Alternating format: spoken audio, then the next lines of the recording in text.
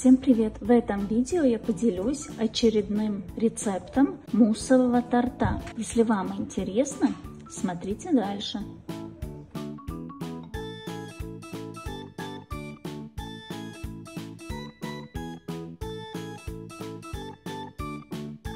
Как всегда, заранее надо испечь бисквит. В этом торте я буду использовать лимонный бисквит. Вот такой яркий, ароматный, очень нежный. Рецепт есть на канале, ссылку оставлю в описании. Также можно использовать, конечно, и любой другой бисквит. Бисквит я выпекала в круглой форме, но так как моя муссовая форма будет квадратная, я потом с квадратной формой вырезала нужного размера квадратный бисквит.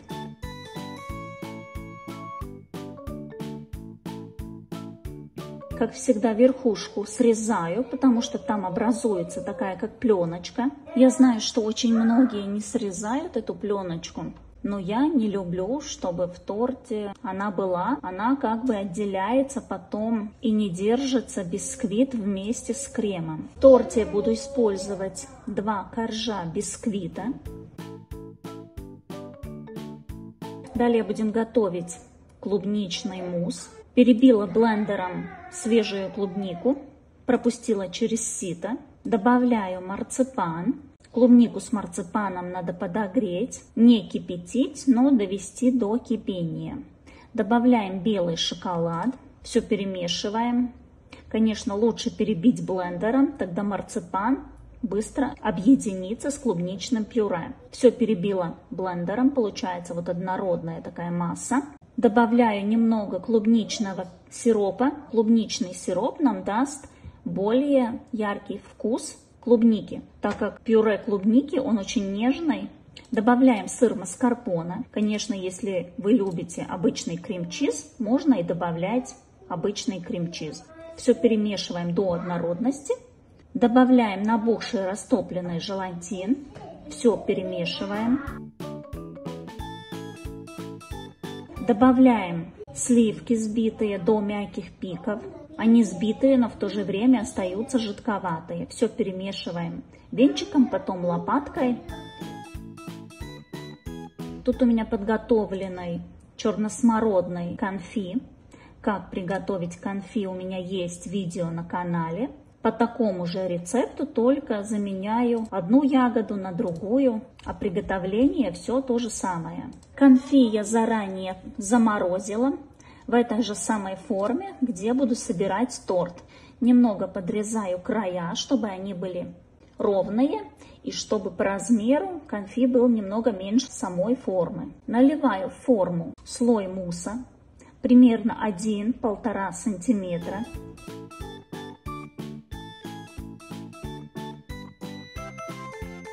Сверху кладу замороженное конфи.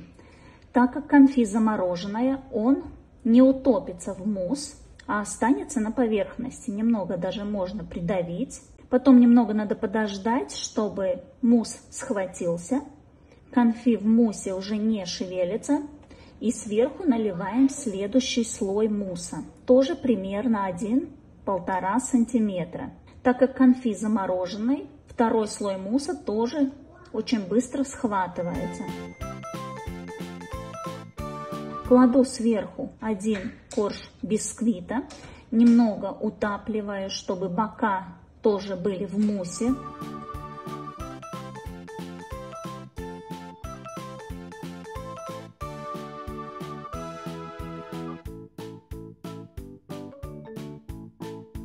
Наливаю окончательный слой мусса.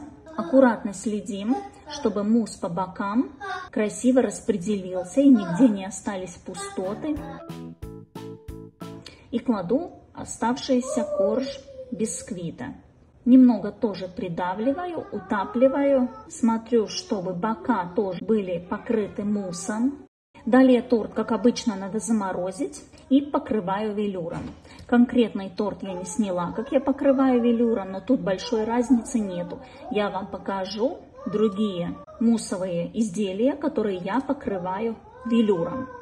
Во-первых, когда я покрываю велюром не просто торт какой-то с гладкой ровной поверхностью, а вот такие муссовые пирожные, торты, у которых есть какой-то узор, разные углубления, неровности, я покрываю вот так, держа в руках на подложке или в руках держу сам торт. Вращаю и наношу велюр. Так велюр сядет ровно, красиво во все мелкие углубления и нигде не будет слишком толстого слоя велюра. Покрыть один слой, не особо толстый. Поставили торт обратно в морозилку буквально на 5 минут. Достаем и покрываем второй раз. Это для того, чтобы торт держал холод, оставался максимально холодный, и велюр при нанесении сразу застыл мелкими такими бархатными крупинками. Если покрывать торт сразу до окончательного результата, то велюр может не застыть и образоваться такие не потеки, а более-менее такая глянцевая, не матовая поверхность. Это потому, что торт уже немного подогрелся при комнатной температуре, и велюр не может полностью застыть. Так же самое я покрываю и муссовое пирожное, к примеру. Эта розочка самая сложная. Тоже надо наносить велюр, ставить в морозилку и так наносить примерно 2-3 этапа. Только тогда с краскопульта можно нанести красивый мелкий слой с велюром, чтобы он оставался вот такой бархатный. И также обязательно сам велюр готовить не только шоколадом и какао-маслом, а добавлять растительное масло. Пропорции я оставлю под видео, но я пропорции меняю, смотря какой торт я покрываю велюром. И смотря, что за начинка у этого торта. Чем нежнее мусс, тем нам надо, чтобы велюр был эластичный.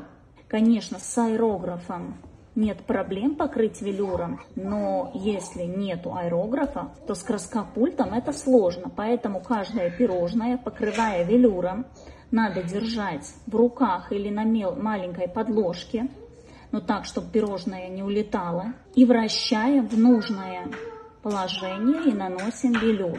Мусс получается нежный, с клубничным оттенком.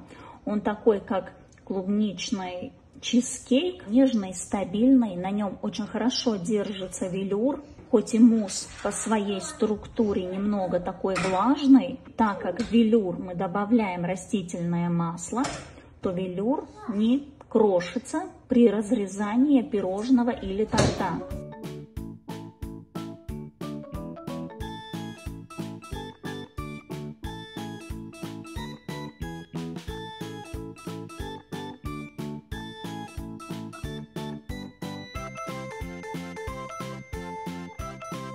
Какое-то время назад я готовила такой же мусс, только с другим бисквитом и с другой начинкой. Рецепт такой же самый, только вместо клубники я взяла черную смородину.